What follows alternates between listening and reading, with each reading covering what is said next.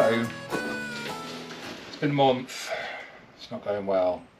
I've learned a fair bit though. So, about a month ago, just after Christmas, came back from Devon. 2 weeks not riding. And started her up to warm up. Got warm, cut out. Didn't want to start. Would start a little bit sometimes, but generally no go. Right, so I suppose I better show you what happens really. Hang on. Right, so turn it on, fuel pump primes.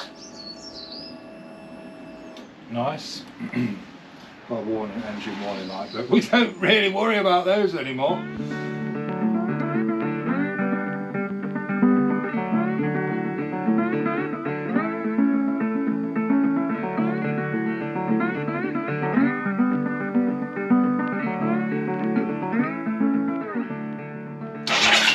Yeah, that was good.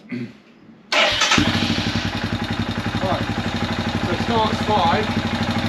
Idling a little bit above normal, probably about 14,000. 4,000, sorry, yeah. Not 14, fucking dickhead. 14,000, 1,400. Right.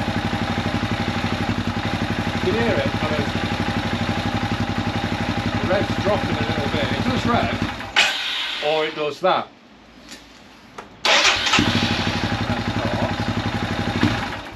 Ah, okay. Normally you can rev it a little bit. It is a little bit more because I ran it a minute ago. See, no, I wasn't doing that before. It's doing that every time now.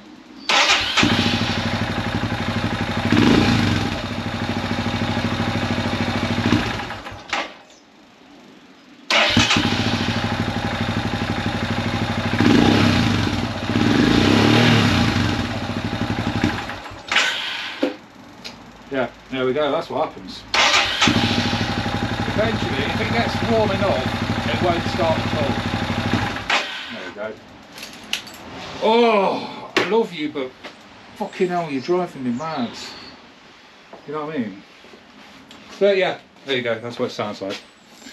And there is also this slight ticking. I don't know if you can hear it.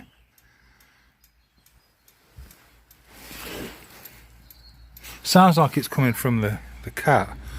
I won't touch it. Or just slightly above. It's kind of a ticking with a little ching, like a tick ching. So, did the obvious things. Changed the fuel pump relay, which is under here.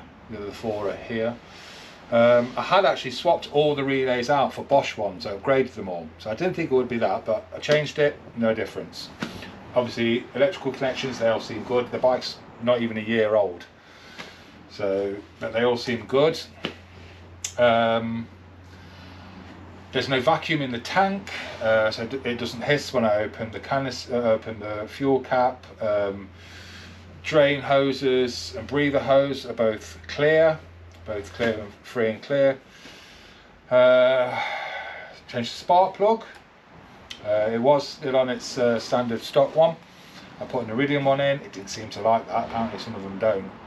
But then as soon as I put in a new standard one, it fired straight up. So that's what's in there at the moment. A new standard one. Valve clearances, because that could have been an issue. They were due anyway. It was about 300 miles due off being due a service. So I did the valve clearances. The inlet was a bit tight, so adjusted that. That was cool. Exhaust was fine. That clearance was fine. That made no difference. I did all this one at a time, by the way. I didn't do loads of things at once. So you do one for strip it off, because for pretty much everything the fucking tank has to come off, which I'm getting quite good at now. So yeah, strip it down, do one thing, put it all back together, it doesn't work. So you think of something else, you take it all apart and you do that thing. Anyway, I did have a fuelx on here. If you don't know what that is, I tell you what I don't like, is I don't like how tight a lot of these cables are run. There's too many wires on bikes anyway. I want to do a project bike where there's like fucking no cables, nothing.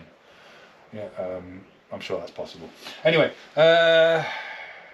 So I had a fuelx on there, which if you don't know, the ECU on these can't be remapped.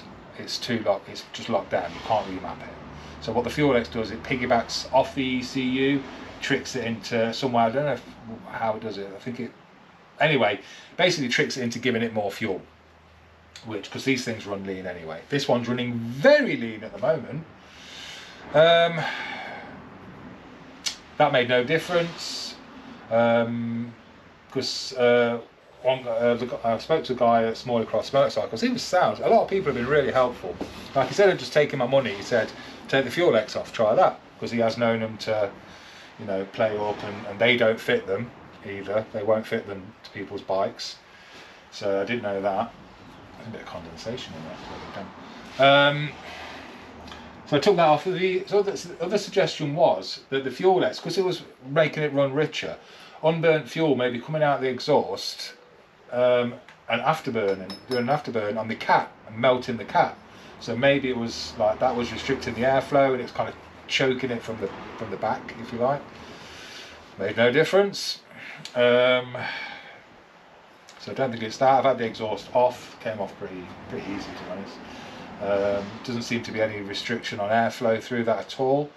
All I did really, I mean, I don't know if this was right, but I blew through the end and it seemed fine. I didn't blow through that end because that end was quite hot. Got a message.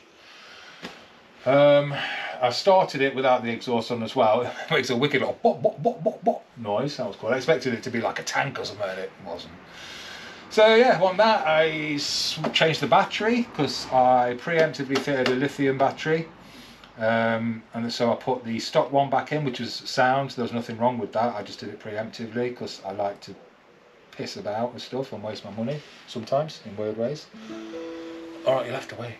And I didn't do it. So that's what's in it in a minute. It's the original lead battery, lead acid, and that's fine. It's got full charge. I've been charging the battery regularly and everything. It's not that. We did the Evap delete. The Evap canister lives under here, or did do, just in there somewhere. That made no difference, although the canister was solid, because it's basically a charcoal canister, isn't it? Activated charcoal, and it should rattle apparently, if it's good. This one was solid, and I've only had it since April, and new from April. So anyway, we did the delete on that, capped the inlet into the throttle body assembly. And then just got the plug, got the delete kit from Hitchcocks, put the plug in so it tricks it into, basically completes the circuit, makes it thinks everything's good. Rerouted the hose down following the other drain hose. Made no difference. Made no difference at all. In fact, if anything, I think it's getting worse. I think it's heat related and fuel related. Fuel, it's a fueling issue, I think, isn't it always? And I think it's something to do with the heat that's affecting it. And I don't know what. I don't really know what I'm doing. I'm new to this. I'm new to riding these bikes. I had a Bandit 10 years ago, but you know, didn't really do much with that other than like just your basic servicing. Well, I did actually. I modified it quite a bit, but not mechanically. I made it into like a cafe racer really. I put clip-on bars on it and jacked the back end up 50 mil and fucking big fat tyre and all that kind of shit. It was all black. It was so nice. Wish I hadn't sold it. But anyway, yeah, so the point is I'm new. I'm new to it. I'm learning. I've learned quite a lot from this. I've been in places on the bike that I've never been before. I've had bits off that I've never had off before. So it's been a useful experience, but like I say, I'm at my limit now. So unless I can come up with something before the 18th, the man from Crooked Spire is going to come and collect it, and he's going to do it, which is a bit sad because it's not close to the swing arm. Which is a bit sad because I wanted to do it. That's part of why I got this bike, or any bikes, because I want it to be my bike. I want to do the work on it, you know. But I have to admit I've reached my limit. So if anybody knows, if you know any ideas what it might be, please let me know, because I would like to do it myself. But yeah, sorry it's not a riding video. No one's as sorry, no one's more regretful than that than me. It's been a month. I haven't ridden for a month. And like I say, it has been good. It's been a good learning experience. But I just want to ride now, you know. Even in the wet, it doesn't matter. You get wet going through big puddles and shit anyway, don't you? So what's it matter? So yeah, that's it, I'm afraid. Yeah, let me know. These pivot pegs are wicked, massively overpriced, but really sick. I like them. Yeah, thank you very much.